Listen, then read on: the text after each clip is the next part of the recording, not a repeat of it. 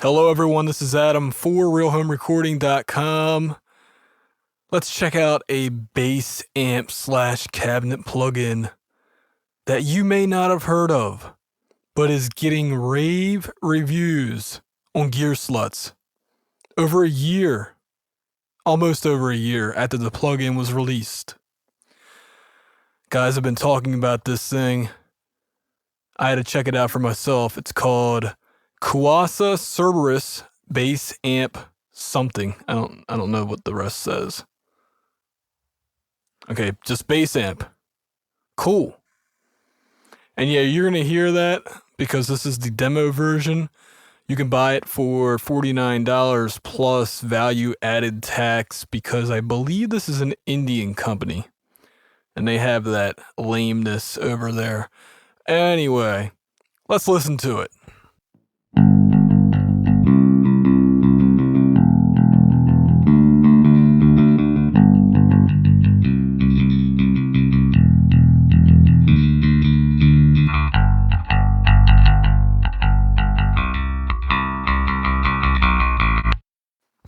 Alright, yeah, I wanted to add this plugin just so it's got a high pass filter around 40 hertz. It shouldn't affect the bass tone too much.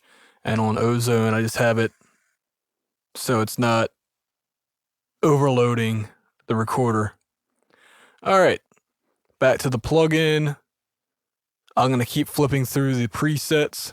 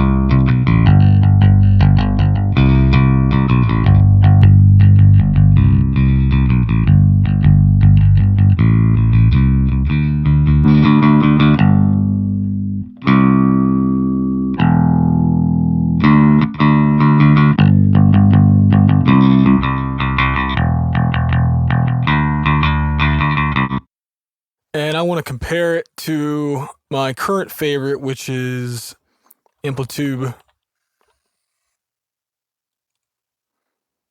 on the TBP1 setting. So I gotta dig into the menus and find it. It's been a while.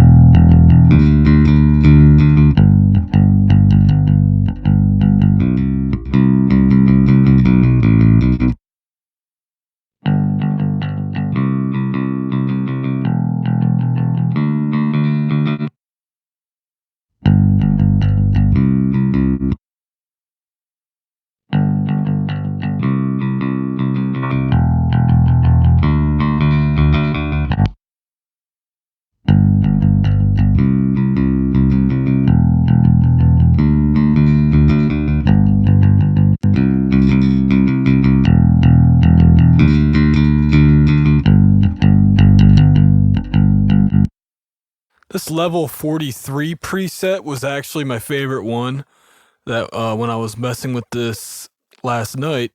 And I'm not really hearing too much difference. Maybe I'm not listening for the right things, but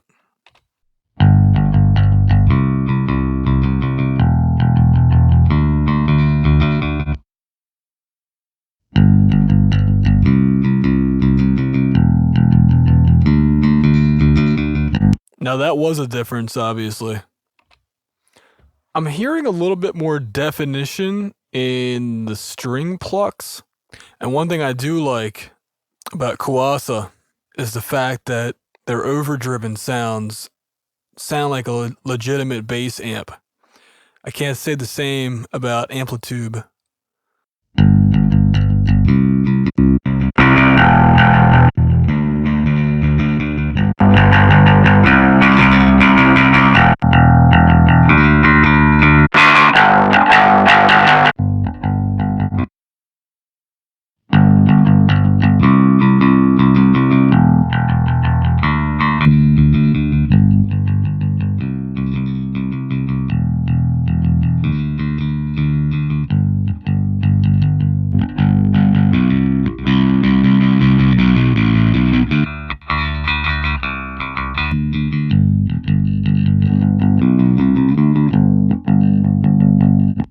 All right, let's listen to another track now.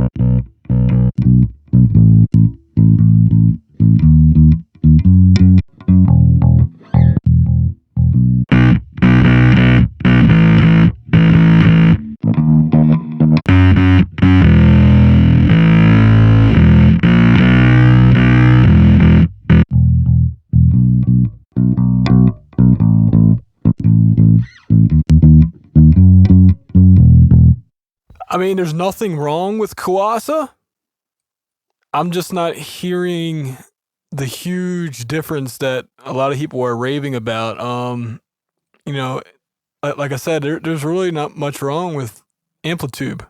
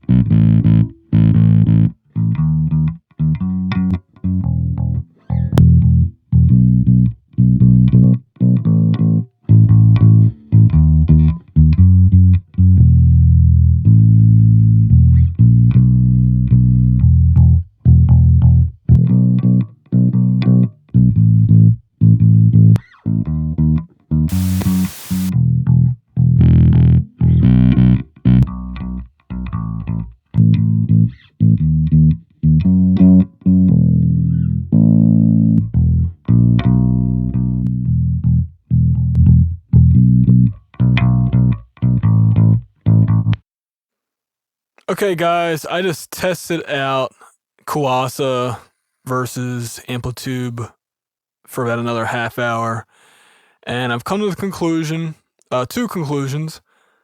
Number one, absolutely, this plugin does have better distortion, bass distortion, than Amplitube.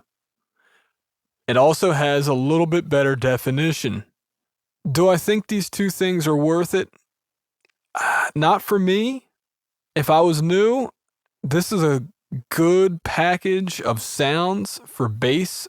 You can get a lot of tones out of this plugin. The one thing I don't like about it, actually there's two things I don't like about it. In Amplitube, you can click on a preset and you see this stuff right here, the quality.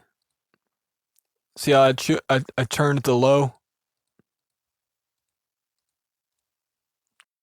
It doesn't change. If I turn it to high, it doesn't change.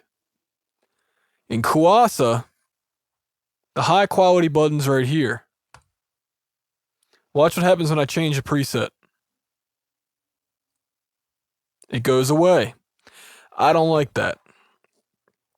And that's actually built into the preset, it seems, so I hope that they can change that so that the high quality mode stays the same. So that's one quirk I found. But besides that, I really like the way things change a lot when you're moving the mic around. You know, the more you're in the center, the more mid-range it's picking up. And the more you move it out, you're hearing a lot more bass, and then it turns to mud a little bit. But, you know, it definitely sounds realistic to my ears. And this is the better plugin for cost and tone reasons. However, if you already own Ampeg, if you already own the orange bass amp, if you already own Amplitube 3, which includes a few other bass amps, like that. I was trying to find it in the presets. It wasn't there, or I wasn't able to see it quick enough. Oh, it was at the very top. Ha ha ha. All right. Anyway, this amp, Ampeg, if you already have IK plugins, I wouldn't suggest Kuasa. I don't think the definition boost is enough. You could probably EQ that in, possibly. But, you know, it's definitely a nice sounding plugin for $49 plus VAT. It's not that much either. It's certainly a better deal. I believe Ampeg is still $100, which isn't bad. I mean, you're getting the sound of an Ampeg, you know, Ampeg amps and cabinets. It's my go-to bass amp plugin. I love it. So, I don't think it beats it enough to merit me buying this plugin, but like I said, certainly if I was in the market for another bass amp plugin, I would check it out for sure. But it's just not enough for me to spend that money for this when I already have IK. So that's my conclusion, but definitely check it out for yourself. You might reach a different conclusion than me. And also, because of the screen capture, I have to run this plugin at a lower sampling rate, so possibly the plugin sounds better at the higher sample rates. But I know a lot of you guys record at 44.1, even though I suggest recording at 96. And I know a lot of you guys, well, you know, that you're recording 441 or you're receiving mixes at 441, so you don't really have that option. So listening to what this can do at 441 was a good test of how good it is. And certainly, like I said, the definition's there. It definitely sounds more like you're recording a bass amp, but Ampeg's not that far behind in quality. So there you go. This has been Adam for RealHomeRecording.com.